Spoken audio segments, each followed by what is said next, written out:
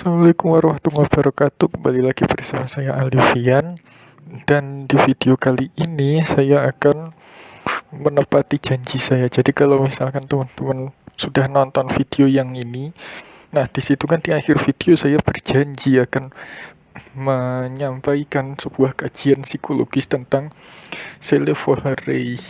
Ya walaupun saya berusaha untuk menepati janji, tetapi sepertinya ini tidak akan sepenuhnya ditepati. Kenapa? Karena ketika saya coba untuk pelajari lebih dalam, ternyata tidak ada satupun ilmu psikologi yang bisa menjelaskan tentang self-worth. Kita mulai satu-satu. Misalnya, apakah self-worth ini menderita kepribadian ganda? Tidak. Kenapa? Karena salah satu ciri orang yang menderita kepribadian ganda itu adalah ia tidak bisa mengendalikan kepribadiannya. Jadi misalnya ketika kepribadian sele merah ini menguasai, maka si sele yang biru ini ia tidak akan sadar apa-apa. Dan ini kan tidak terjadi, toh mereka bisa berkomunikasi. Lalu alter ego, bukan juga. Kalau misalkan di wujud yang ini, saya mungkin bisa percaya bahwa ini alter ego. Tetapi bagaimana bisa wujud yang ini memiliki kekuatan yang berbeda dengan wujud yang satunya? Kan ini juga agak membingungkan. Nah, tetapi kan ada itu orang yang koma, kemudian setelah koma, ya bisa bahasa lain yang tidak dipahaminya gitu kan. Ya, saya jelaskan contohnya seperti ini saja ya. Misalnya, ada orang Indonesia koma. Setelah ia bangun dari komanya, ia tiba-tiba saja berbicara dengan bahasa Rusia, katakanlah begitu. Ia berlogat Rusia, ia bisa membaca tulisan Rusia, dan ia mengatakan bahwa dia adalah orang Rusia. Bahkan ia tidak paham bahasa Indonesia. Adakah yang seperti itu? Ada. Tetapi apakah Sele mengalami itu? Tidak. Kok bisa tidak? Ya karena Sele ini ketika ia bisa berubah dari satu wujud ke wujud yang lainnya, itu dia tidak benar-benar lupa akan wujud yang satunya gitu. Misalnya ya ketika Sele ini menjadi Sele merah gitu ya, ia tetap bisa berkomunikasi dengan Sele yang biru. Nah yang ini kan tidak, yang contoh yang saya katakan tadi itu kan tidak bisa. Lalu apa ini? Skizofrenia. Begini saya contohkan skizofrenia. Jadi misalnya saya lapar, kemudian ada suara datang, ya udah kamu masak mie aja gitu. Kemudian nanti ada suara lain yang datang, jangan masak mie, itu kan gak sehat, bumbunya kan banyak gini. Nah, itu adalah salah satu contoh skizofrenia. Tetapi orang yang misalkan kepikiran seperti itu belum tentu bisa dikatakan skizofrenia. Kenapa? Karena skala dari skizofrenia itu lebih besar daripada sekedar pemikiran seperti itu. Jadi apa yang dialami oleh Sele? Dengan melihat fakta ini, kita bisa simpulkan bahwa yang dialami oleh Sele ini bukan karena faktor psikologis, tetapi adalah karena Sele ini memiliki jin. Jadi si Sele merah ini saya pikir itu adalah kodam atau mungkin korin lah ya kalau di bahasa Islamnya. Jadi bagaimana ceritanya? Kali ini kita akan bahas tentang apa yang sebenarnya terjadi pada Sele. Ayo kita mulai.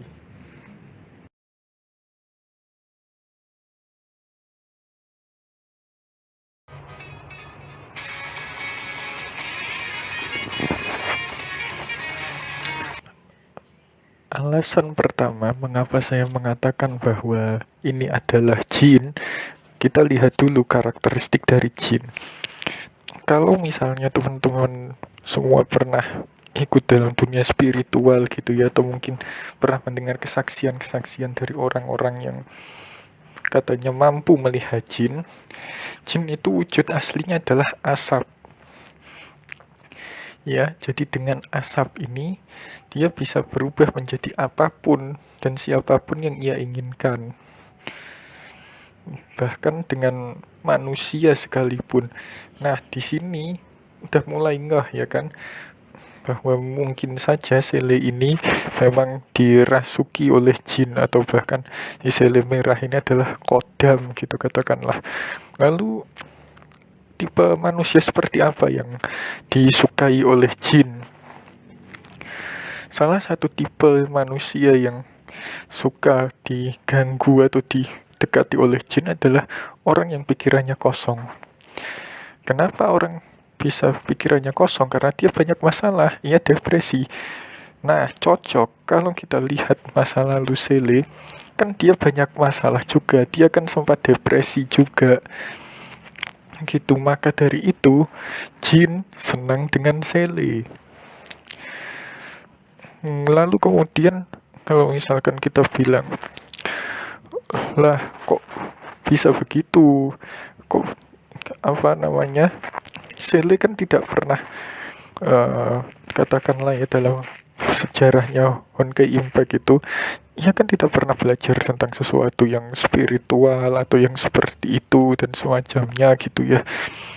Iya, memang ada orang yang diikuti jin itu karena memang dia belajar ilmu spiritual, tetapi ada juga yang diikuti itu karena memang jinnya suka aja gitu.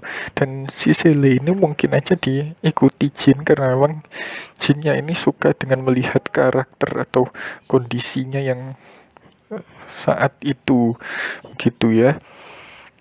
Nah, kemudian saya mesti tekankan di sini lagi bahwa si Sele ini ia itu pernah berada di tempat yang seperti ini. Tempat apakah ini? Iya, ini adalah alam jin. Kenapa bisa seperti itu?